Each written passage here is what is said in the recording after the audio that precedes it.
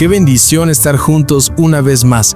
Bienvenidos a un nuevo episodio de La Experiencia Vendimia, el podcast donde el Espíritu Santo nos reúne para ser llenos, transformados y enviados. Si es tu primera vez aquí, prepárate. Esto no es un podcast más, esto es un encuentro con el Dios vivo. Y si ya eres de la casa, sabes que cada episodio es como entrar al lagar. Vamos a ser exprimidos. Así que abre tu corazón, toma tu Biblia, tu café y vamos juntos a vivir la experiencia vendimia. Bueno, hay una sensación que es casi universal y súper paralizante que ocurre justo después de que se comete un error colosal. Sí, es un momento muy particular. O sea, es como cuando uno observa un jarrón de cristal cayendo al suelo en cámara lenta. Y el cerebro de repente comprende con una claridad aterrante que no hay absolutamente ninguna fuerza física que pueda detener ese impacto. Claro, y la psicología detrás de ese impacto sordo es fascinante, porque es, digamos, el instante exacto donde la realidad se fractura por completo. Totalmente. La mente entra en una especie de estado de shock, intentando asimilar que lo que acaba de suceder no es una pesadilla, sino un hecho inalterable. Exacto. Y ojo que el enfoque hoy en nuestro análisis profundo no está en, digamos, los pequeños tropiezos cotidianos. El material que vamos a explorar trata sobre esos fracasos monumentales. Los que dejan marca. Sí. Esos errores que llevan a una persona a pensar que todo lo que construyó hasta ese momento se volvió cenizas. Y que, bueno, la descalificación ya es permanente. Es que resulta especialmente devastador observar casos donde alguien, intentando genuinamente dar lo mejor de sí mismo, termina fracasando de la manera más trágica y pública posible. Sí, es un balde de agua fría. Porque un evento de esa magnitud tiene el peso suficiente para aplastar la identidad completa de una persona. O sea, el gran peligro de ese fracaso monumental es la reescritura de la narrativa personal. ¿A qué te refieres exactamente con reescritura? Pues que surge la creencia de que ese único instante de debilidad anula todo lo bueno del pasado y básicamente define de forma irrevocable el legado futuro. Wow, sí. Es como que el error borra todo lo demás. Y precisamente para entender cómo desarticular esa narrativa, este análisis se sumerge en un documento sumamente revelador titulado Restauración después del fracaso.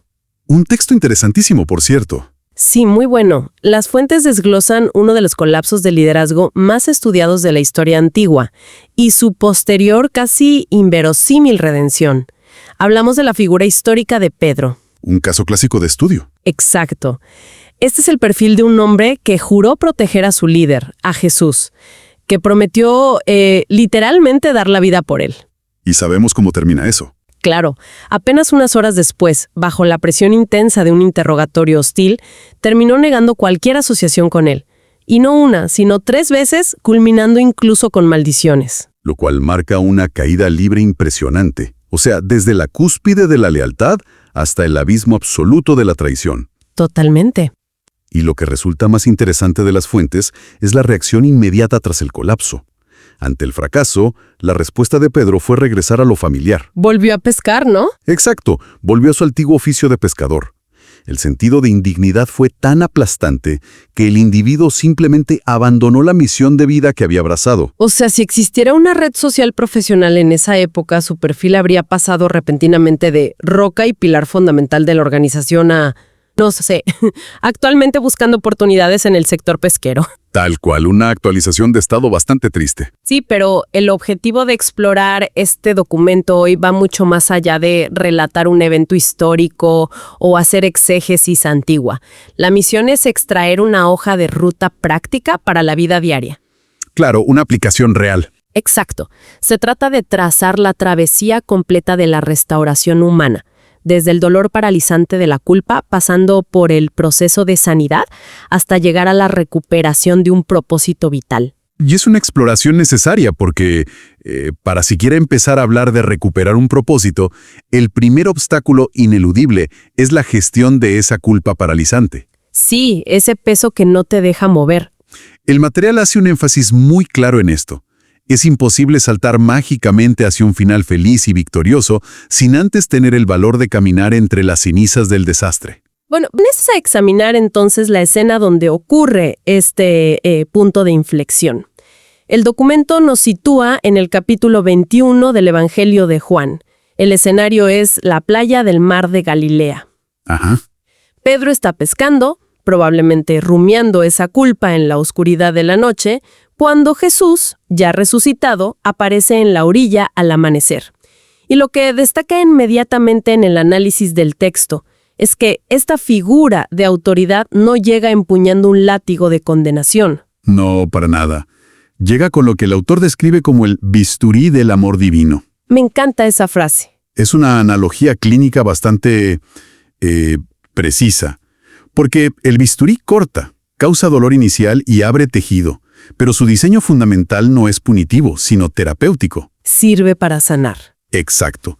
Y para entender cómo opera este instrumento, las fuentes proporcionan un análisis exegético del idioma original que redefine toda la escena. Sí, esa parte es fascinante. Cuando los pescadores llegan a la orilla, observan que hay un desayuno preparado. Y el texto menciona específicamente que había unas brasas puestas. Y hay un detalle lingüístico en esas brasas que literalmente cambia toda la interpretación del encuentro. A ver, explícanos un poco eso. En el griego original, el término utilizado para describir ese fuego de carbón es antraquia, y la rareza de este sustantivo es clave. Ok. Esta palabra específica aparece únicamente 2 veces en todos los textos de esta tradición literaria. Solo 2 veces. ¡Wow! Sí, la primera aparición ocurre unas páginas antes, en Juan 18. Describe el fuego en el patio del sumo sacerdote, el lugar exacto donde, buscando calentarse las manos, Pedro cedió al pánico y negó conocer a su líder. ¡Qué fuerte! Y la segunda y última vez que se usa antraquia es aquí, en esta playa. O sea, se está utilizando el entorno físico para activar la memoria olfativa. La neurociencia moderna explica muy bien cómo el sentido del olfato está conectado directamente a los centros de memoria y emoción del cerebro. Exactamente, directo a la amígdala. Claro, el olor inconfundible de ese carbón ardiendo en el aire frío de la mañana debió golpear a Pedro como una pared de ladrillos. Sin duda. En una fracción de segundo, ese olor lo transportó de vuelta al patio, al momento exacto del pánico y la traición. Fue, digamos, una recreación completamente intencional de la escena del crimen. Una recreación magistral, la verdad. Las notas ilustran esta dinámica mediante lo que denominan el diagrama de los 2 fuegos. Ajá, los 2 fuegos. Por un lado, está el fuego del mundo en aquel patio oscuro, que encapsula el miedo, la negación y la ruptura total de los vínculos. El trauma, básicamente. Sí. Y frente a ese recuerdo, operando como un espejo terapéutico, se enciende el fuego del Salvador en la playa, un espacio que está diseñado específicamente para la confesión, el perdón y la restauración del propósito. Lo cual choca de frente con nuestra tendencia humana de esconder los errores bajo la alfombra, ¿no? Todo el tiempo. El instinto primordial de preservación nos dicta huir de cualquier cosa que evoque el recuerdo de un fracaso humillante. Sin embargo, el principio práctico aquí sugiere que la verdadera purificación exige dejar de correr. Enfrentar el pasado. Exacto. Enfrentarlo a la luz de una posible reparación. Dios, o el proceso de gracia, no entierra el pasado en el olvido. Requiere que uno camine sobre esas mismas cenizas para sanar la raíz del problema. Es un cambio de paradigma profundo respecto a cómo la sociedad maneja el error actualmente. A menudo la tendencia es, pues, la evasión o la reescritura cosmética de la historia. Sí, lavar un poco la imagen y ya. Pero la verdadera reestructuración psicológica requiere exposición. El bisturí debe alcanzar el origen de infección. Pensando en términos médicos, el proceso se asemeja muchísimo al desbridamiento de una herida grave. Sí, doloroso pero necesario. Totalmente. Cuando hay una lesión profunda que ha cicatrizado en falso, pero que alberga una infección interna terrible, la intervención médica no consiste en ponerle vendajes nuevos y bonitos. No, eso empeoraría todo. El cirujano tiene que reabrir la herida, raspar meticulosamente todo el tejido necrótico y limpiar la zona a fondo. El dolor agudo de ese procedimiento es inmenso, pero es la única ruta lógica para evitar una septicemia permanente. Es un ejemplo perfecto. La evasión es simplemente el vendaje estético. El enfrentamiento con el fuego original es el desbridamiento necesario. O sea, No hay atajos para la sanidad estructural. Pero a ver, aquí surge una objeción muy natural. Si el proceso de sanidad exige regresar voluntariamente a la memoria del peor error imaginable, Ajá. ¿no existe un riesgo altísimo de quedar atrapado en un ciclo de trauma? O sea, ¿cuál es la línea divisoria que separa un recuerdo que simplemente atormenta y destruye la autoestima de uno que efectivamente restaura? Esa es una pregunta brillante. Y de hecho es el núcleo de este análisis. La diferencia fundamental no radica en el recuerdo del evento en sí. Ah, ¿no? Entonces, ¿en qué? Radica en el propósito del fuego y en quién acompaña ese recuerdo. La memoria que atormenta aísla a la persona, la devuelve al patio del fracaso y la deja sola frente al tribunal de su propia vergüenza, susurrándole que su valor ya no existe. Claro, te encierran la culpa. Exacto. En cambio, el recuerdo que restaura sitúa a la persona en la playa. Ya no hay aislamiento, hay una figura de autoridad ofreciendo alimento, calor y perdón. Qué poderoso eso. Si el error se revisita desde la soledad y el castigo, el resultado es el tormento puro. Pero si se revisita desde la aceptación, entendiendo que el propósito es la reconstrucción, entonces el fuego purifica en lugar de consumir. O sea, la clave es la compañía en la memoria, no la supresión del recuerdo. ¿Tal cual? Y una vez que se establece este entorno seguro frente a las brasas, la manera en que se desarrolla la conversación es igual de crítica, porque el diálogo que sigue es todo menos casual. Sí. Entramos entonces a la fase que el documento clasifica como la cirugía del corazón. Y es vital observar la precisión de las palabras elegidas para iniciar esta intervención. Porque la figura de autoridad no utiliza el nombre Pedro. Para nada. Un nombre que, hay que recordar, significa la roca. Era un apodo que proyectaba solidez, un liderazgo inquebrantable, mucha seguridad. Y al prescindir de ese título y llamarlo por su nombre original, Simón, hijo de Jonás, Jesús está desmantelando toda la armadura de expectativas. Lo deja expuesto. Es un acto de desarme psicológico total. Lleva al individuo de vuelta a su humanidad más básica y vulnerable, despojándolo de esa máscara de invencibilidad que él mismo había ayudado a forjar. Es como... es equivalente a quitarle la capa a un superhéroe que acaba de fallar y hablarle a la persona ordinaria que está debajo del traje. Exactamente, esa es la imagen. Y esto prepara el terreno para un intercambio que el análisis destaca como una de las interacciones lingüísticas más brillantes de los textos antiguos. Todo gira en torno a cómo se articula el concepto del amor. Sí, es interesantísimo. Porque en el español contemporáneo el término amor es un cajón desastre, ¿no? Lo usamos con la misma ligereza para decir que amamos un tipo de café o una serie que para describir el compromiso hacia la familia. Sí, pierde peso. Pero el griego antiguo operaba con una precisión quirúrgica en este aspecto. Y esa precisión lingüística expone la verdadera dinámica de la restauración aquí. Así es. En la primera de las 3 preguntas, Jesús cuestiona, ¿me amas? Sin embargo, el sustantivo empleado en el texto original es agape, que es un amor muy particular. Representa el estándar más alto posible. Es el amor divino, incondicional, sacrificial. Ese amor que jamás falla bajo presión. Básicamente un estándar de perfección moral. Exacto. Y la genialidad del momento radica en la respuesta de Pedro. Porque antes de la noche del fracaso, este personaje habría asegurado tener reservas infinitas de agape. Claro, él juraba que daba la vida. Habría jurado que su nivel de compromiso era invulnerable, pero tras estrellarse de frente contra la realidad de su propia cobardía, su orgullo está fracturado. Ya conoce sus propios límites. Ya no puede mentir. Por lo tanto, al responder, no se atreve a usar la misma palabra. Responde utilizando el término fileo. Ah, y fileo es diferente. Muy diferente. Denota un afecto de camaradería, un amor fraternal y humano. Es genuino sin duda, pero es inherentemente imperfecto, frágil y susceptible a las circunstancias. O sea, es la admisión absoluta de una limitación. Exacto. Cuando se le pregunta por agape, la respuesta con fileo es equivalente a decir, mira, reconozco el nivel de devoción que mereces, pero la realidad ha demostrado que mi capacidad humana solo llega hasta aquí. ¡Wow! Y hay una repetición de esta dinámica en el texto, ¿verdad? Sí, la segunda pregunta insiste otra vez con agape, exigiendo de nuevo esa perfección. Y la respuesta de Pedro se mantiene anclada en la dolorosa honestidad del fileo. Ya no hay falsas promesas. No hay intentos de sobrecompensar el fracaso con grandes declaraciones heroicas. Ya aprendió la lección. Pero es en el tercer intercambio donde la estructura del diálogo da un giro que de verdad redefine toda la filosofía de la gracia. Es un giro hermoso. En la tercera ocasión, la pregunta cambia. Jesús vuelve a cuestionar el amor, pero abandona el requerimiento del agape y desciende él mismo al término fileo. Impresionante. Las fuentes conceptualizan esto como el descenso de la gracia.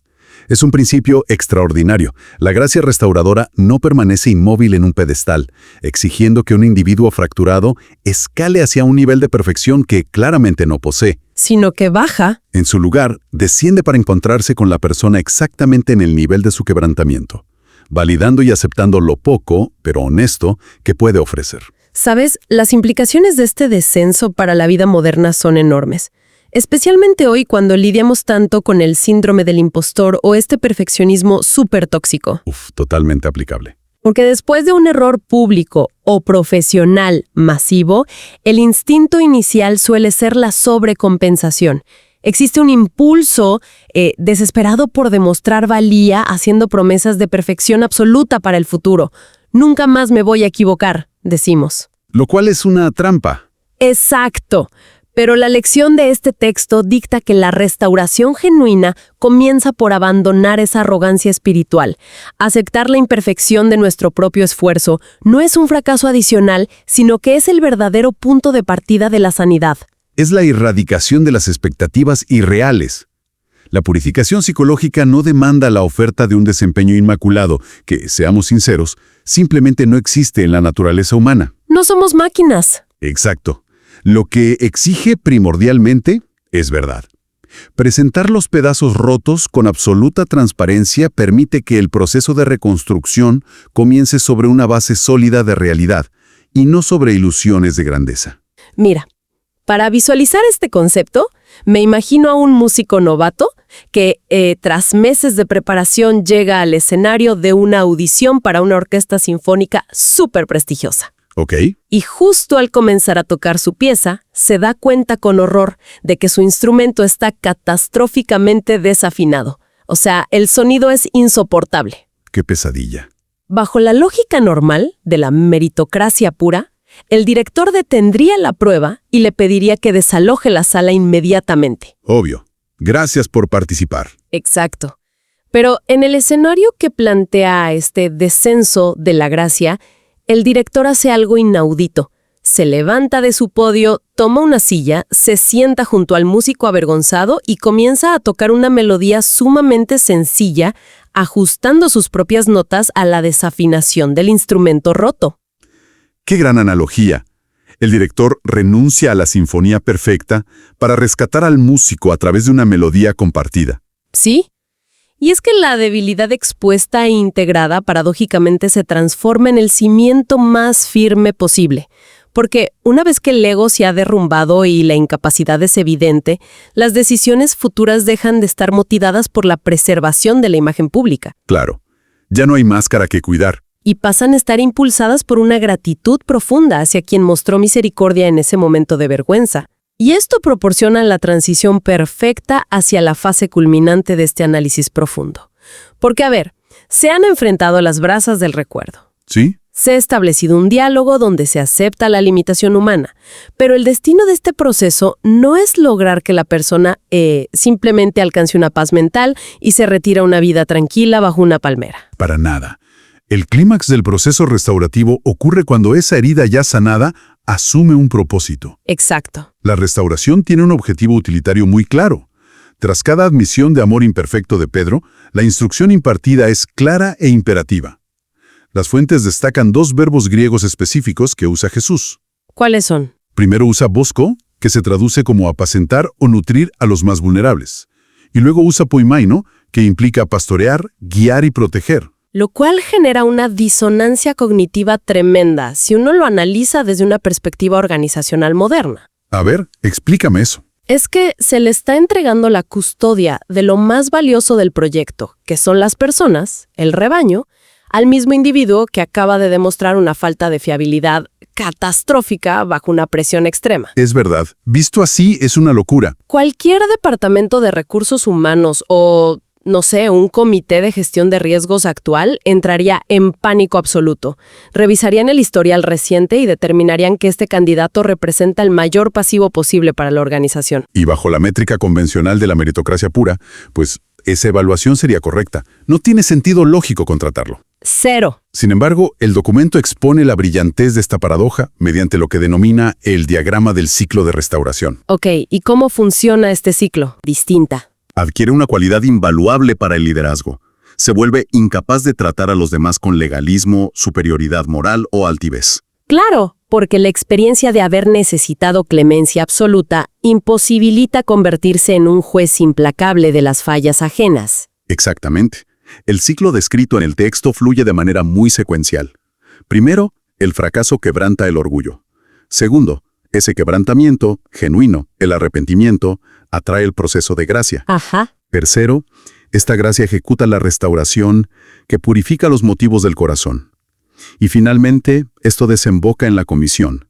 El individuo es enviado de nuevo a la arena, pero esta vez equipado con un nivel de misericordia y empatía que habría sido inalcanzable sin el colapso previo. O sea, el fracaso procesado a través de este ciclo no representa el final de la vida útil de una persona. Es más bien una forja. ¿Una forja? ¿Me gusta esa palabra? Quienes han sobrevivido a sus propios errores adquieren una comprensión casi táctil, muy real, del sufrimiento ajeno, y sus cicatrices se convierten en herramientas de servicio. Sí, las usan para ayudar. Pero creo que es necesario detenernos un momento y confrontar este paradigma con la dinámica de la sociedad contemporánea, porque el contraste es vertiginoso. Es abismal. La cultura actual a menudo opera bajo un modelo de cancelación. Si alguien comete un error público significativo, el veredicto social tiende a ser el exilio permanente. La carrera, la influencia, la voz pública, todo se considera terminado. Se acaba y punto. Entonces yo me pregunto, ¿cómo se reconcilia este modelo de gracia y restauración con una cultura punitiva que exige que el peor error defina para siempre a un individuo? Es que es un choque fundamental de filosofías. La cultura punitiva opera bajo la creencia de que el valor humano está estrictamente ligado a la impecabilidad del historial. Tienes que ser perfecto siempre. Sí, y como señala el material en una de sus reflexiones más agudas, el sistema del mundo utiliza los errores pasados como un ancla pesada, un ancla que se amarra al cuello para garantizar que la persona jamás vuelva a salir a flote. Se decreta que el fracaso contamina permanentemente cualquier aportación futura que esta persona quiera hacer. Básicamente convierten el error en una condena de por vida. Exactamente. Pero la narrativa de la restauración toma ese mismo hierro pesado del error y mediante el proceso de confrontación y aceptación de la imperfección lo forja en algo completamente distinto. ¿En qué se convierte? El texto utiliza una imagen súper contundente. Ese hierro se convierte en la llave maestra para abrir la prisión de otros. ¡Wow! En este modelo alternativo, la debilidad expuesta e integrada no es motivo de cancelación, sino que se transforma en la credencial de autenticidad más poderosa que un individuo puede poseer. Claro, la capacidad de guiar a otros no nace de ostentar una hoja de vida impecable, sino de poseer la empatía que se forjó en la oscuridad.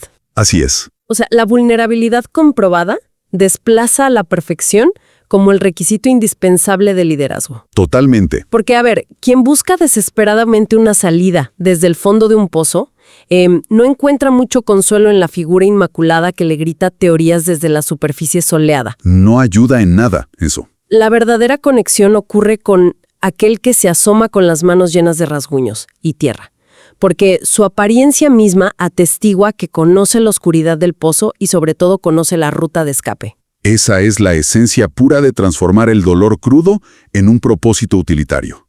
Es el rescate del individuo, sí, pero para el beneficio de toda la comunidad. Bueno, resumiendo el alcance monumental de esta travesía de restauración, creo que emergen principios clarísimos para quienes nos escuchan hoy. Así es. Primero, el proceso de sanidad real nunca, bajo ninguna circunstancia, aconseja ignorar las fracturas o fingir que el impacto original no ocurrió. Requiere el valor inmenso de pararse frente al calor de las brasas del pasado. Ese sería el primer paso crucial. Exige permitir que el recuerdo confronte, sí, pero siempre asegurando que ese escrutinio se realice bajo la cobertura de una gracia dispuesta a reconstruir y no bajo la sombra del autocastigo. Y como segundo punto, demanda abandonar esa obsesión por proyectar una invulnerabilidad irreal. Hay que aceptar, en cambio, el descenso de una gracia que se encuentra con la imperfección humana y la valida.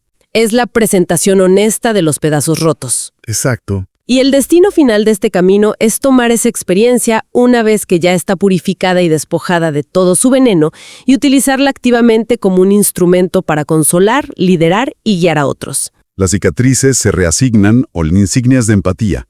Insignias que, honestamente, solo pueden ganarse sobreviviendo a la caída. Convirtiendo el fracaso en un prerequisito paradójico para alcanzar un nivel mucho más profundo de utilidad social y emocional. Es un giro completo a la forma en que vemos el error. Bueno, para ir cerrando nuestro análisis profundo de hoy, me gustaría dejar en el aire una idea para que quienes nos escuchan la mastiquen con calma. A ver, adelante. Si este paradigma es verdaderamente cierto, y si resulta que las cicatrices son las credenciales de mayor impacto para ayudar a terceros, podría ser que aquella experiencia, aquel error colosal o esa caída que hoy genera la vergüenza más profunda, esté secretamente perfilándose como el área exacta, donde, en un futuro cercano, se va a generar la contribución más revolucionaria y sanadora en la vida de nuestro entorno. Es una perspectiva que cambia la vida, literal. Quizás los fragmentos esparcidos por el suelo no marcan el final de la historia. Tal vez, si se reúnen bajo la luz adecuada, terminen formando un mosaico de una utilidad muchísimo más profunda que la pieza original intacta. Ha sido un viaje fascinante. Totalmente. Un gusto haber explorado esto. Y bueno, hasta nuestro próximo análisis profundo. Familia, llegamos al final de este episodio, pero no al final de lo que Dios comenzó hoy en ti. Lo que escuchaste no fue casualidad, fue Dios hablándote al oído, diciéndote te veo, te amo y tengo un propósito mayor para tu vida. Nos encontramos en el próximo episodio, porque el lagar nunca cierra y el vino nuevo sigue fluyendo. Esto fue una producción de Vendimia Church.